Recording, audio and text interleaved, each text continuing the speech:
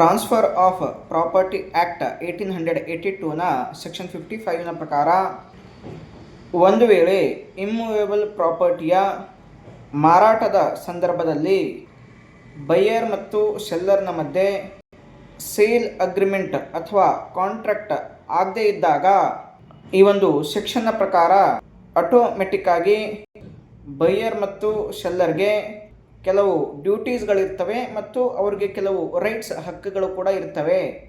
ಮೊದಲಿಗೆ ಈ ಸೆಕ್ಷನ್ನ ಪ್ರಕಾರ ಸೆಲ್ಲರ್ ಆದವನು ಅಂದರೆ ಮಾರಾಟ ಮಾಡುವಂಥವನು ಪ್ರಾಪರ್ಟಿ ಮತ್ತು ಅಥವಾ ಟೈಟಲ್ಗೆ ಸಂಬಂಧಪಟ್ಟಂಥ ಏನಾದರೂ ಡಿಫೆಕ್ಟ್ಸ್ಗಳಿದ್ದರೆ, ಒಂದು ವೇಳೆ ಕೇವಲ ಅದನ್ನು ಸೆಲ್ಲರ್ಗೆ ಮಾತ್ರ ಗೊತ್ತಿದ್ದರೆ, ಬೈಯರ್ ಅದನ್ನು ಡಿಸ್ಕವರಿ ಮಾಡೋ ಸ್ಥಿತಿಯಲ್ಲಿ ಇಲ್ಲದೇ ಇದ್ದಾಗ ಅದನ್ನು ಸೆಲ್ಲರ್ ಡಿಸ್ಕ್ಲೋಸ್ ಮಾಡಬೇಕು.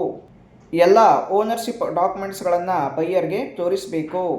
ಪ್ರಾಪರ್ಟಿ ಮತ್ತು ಟೈಟಲ್ಗೆ ಸಂಬಂಧಪಟ್ಟಂತಹ ಪ್ರಶ್ನೆಗಳ ಬಗ್ಗೆ ಉತ್ತರವನ್ನು ನೀಡಬೇಕು. ಕಂಪ್ಲೀಟ್ ಆಗಿ ಪೇಮೆಂಟ್ ಆದ ನಂತರ ಕನ್ವಿಯನ್ಸ್ ಅಂದರೆ ಡೀಡನ್ನು ಮಾಡಿಕೊಡಬೇಕು ಸರಿಯಾದ ಸ್ಥಳ ಮತ್ತು ಸರಿಯಾದ ಪ್ಲೇಸ್ ಸಮಯದಲ್ಲಿ. ಅಗ್ರಿಮೆಂಟ್ ಮತ್ತು ಡೆಲಿವರಿ ಮಧ್ಯೆ ಏನು ಸಮಯ ಇರುತ್ತೆ ಆ ಸಮಯದಲ್ಲಿ ಪ್ರಾಪರ್ಟಿಯ ಕೇರನ್ನು ಸೆಲ್ಲರ್ ಆದವನು ಪ್ರುಡೆಂಟ್ ಓನರ್ ಥರ ನೋಡ್ಕೋಬೇಕು. ಅವಶ್ಯಕತೆ ಇದ್ದಾಗ ಪ್ರಾಪರ್ಟಿಯನ್ನು ಹ್ಯಾಂಡ್ ಓವರ್ ಮಾಡಬೇಕು. ಮತ್ತು ಪ್ರಾಪರ್ಟಿಯ ಮೇಲಿರುವಂತಹ ಎಲ್ಲ ಟ್ಯಾಕ್ಸಸ್ಗಳನ್ನು, ಲೋನನ್ನು, ಇನ್ಕಂಬ್ರೆನ್ಸನ್ನು ಸೆಲ್ಲರ್ ಆದವರೇ ಕ್ಲಿಯರ್ ಮಾಡಿ ಕೊಡಬೇಕು. ಫುಲ್ ಪೇಮೆಂಟ್ ಆದರೆ ಎಲ್ಲ ಡಾಕ್ಯುಮೆಂಟ್ಸ್ಗಳನ್ನು ಬೈಯರ್ಗೆ ಟ್ರಾನ್ಸ್ಫರ್ ಮಾಡಬೇಕು. ಪ್ರಾಪರ್ಟಿಯನ್ನು ಮತ್ತು ಡಾಕ್ಯುಮೆಂಟ್ಸ್ಗಳನ್ನು ಇನ್ಸ್ಪೆಕ್ಷನ್ ಮಾಡೋದಕ್ಕೆ ಮತ್ತು ಅವುಗಳ ಕಾಪೀಸ್ಗಳನ್ನು ಹೊಂದೋದಕ್ಕೆ ಸೆಲ್ಲರ್ ಅಲೋ ಮಾಡಬೇಕು. ಇವು ಸೆಲ್ಲರ್ಗೆ ಇರುವಂತಹ ಡ್ಯೂಟೀಸ್ ಅಥವಾ ಕರ್ತವ್ಯಗಳು ಅಥವಾ ಜವಾಬ್ದಾರಿಗಳು. ಈಗ ಆತನಿಗೆ ಇರುವಂತಹ ಹಕ್ಕುಗಳು, ರೈಟ್ಸ್ಗಳು ಯಾವುವು ಅಂತಂದರೆ, ಓನರ್ಶಿಪ್ ಪಾಸ್ ಮಾಡೋವರೆಗೂ ಸೆಲ್ಲರ್ಗೆ ಆ ಪ್ರಾಪರ್ಟಿಯ ಮೇಲೆ ಆ ಪ್ರಾಪರ್ಟಿಯಿಂದ ಬರುವಂತಹ ಎಲ್ಲ ಇನ್ಕಮ್ಗಳನ್ನು ಪಡೆದುಕೊಳ್ಳುವಂಥ ಹಕ್ಕು ಇರ್ತದೆ. ಒಂದು ವೇಳೆ ಓನರ್ಶಿಪ್ ಪಾಸ್ ಆಗಿದ್ದರೆ, ಅಮೌಂಟ್ ಅನ್ಪೇಯ್ಡ್ ಆಗಿದ್ದರೆ ಆ ಪ್ರಾಪರ್ಟಿಯ ಮೇಲೆ ಸೆಲ್ಲರ್ ಚಾರ್ಜನ್ನು ಹೊಂದಿರ್ತಾನೆ. ಆತ ರಿಮೈನಿಂಗ್ ಹಣವನ್ನು ಮತ್ತು ಇಂಟ್ರೆಸ್ಟನ್ನು ಕ್ಲೇಮ್ ಮಾಡ್ಬೋದು. ಇದಿಷ್ಟು ಸೆಲ್ಲರ್ನ ಡ್ಯೂಟೀಸ್ಗಳು ಮತ್ತು ರೈಟ್ಸ್ಗಳು. ಅದೇ ರೀತಿ ಇದೇ ಸೆಕ್ಷನ್ನ ಪ್ರಕಾರ ಬೈಯರ್ನ ಜವಾಬ್ದಾರಿಗಳಂತಂದರೆ, ಆತ ಪ್ರಾಪರ್ಟಿ ಅಥವಾ ಓನರ್ಶಿಪ್ ಟೈಟಲ್ನ ಬಗ್ಗೆ ಬೈಯರ್ಗೆ ಏನಾದರೂ ಗೊತ್ತಿದ್ದರೆ, ಅದು ಸೆಲ್ಲರ್ಗೆ ಗೊತ್ತಿಲ್ಲದೆ ಇದ್ದರೆ ಅದನ್ನು ಬೈಯರ್ ಆದವನು ಸೆಲ್ಲರ್ಗೆ ತಿಳಿಸಬೇಕು. ಮತ್ತು ಅಗ್ರಿಡ್ ಟೈಮ್ ಮತ್ತು ಪ್ಲೇಸ್ನಲ್ಲಿ ಮನಿ ಅಂದರೆ ಹಣವನ್ನು ಸೆಲ್ಲರ್ಗೆ ಕೊಡಬೇಕು.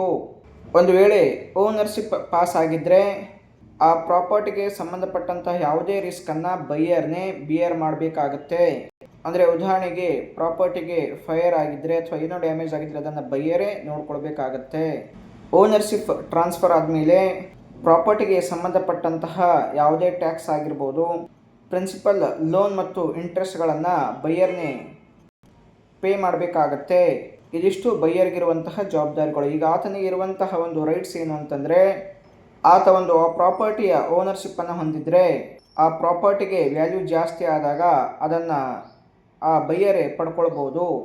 ಮತ್ತು ಅದರಿಂದ ಬರುವಂತಹ ರೆಂಟ್ಸ್ ಮತ್ತು ಪ್ರಾಫಿಟ್ಸನ್ನು ಬೈಯರೇ ಪಡೆದುಕೊಳ್ಬೋದು.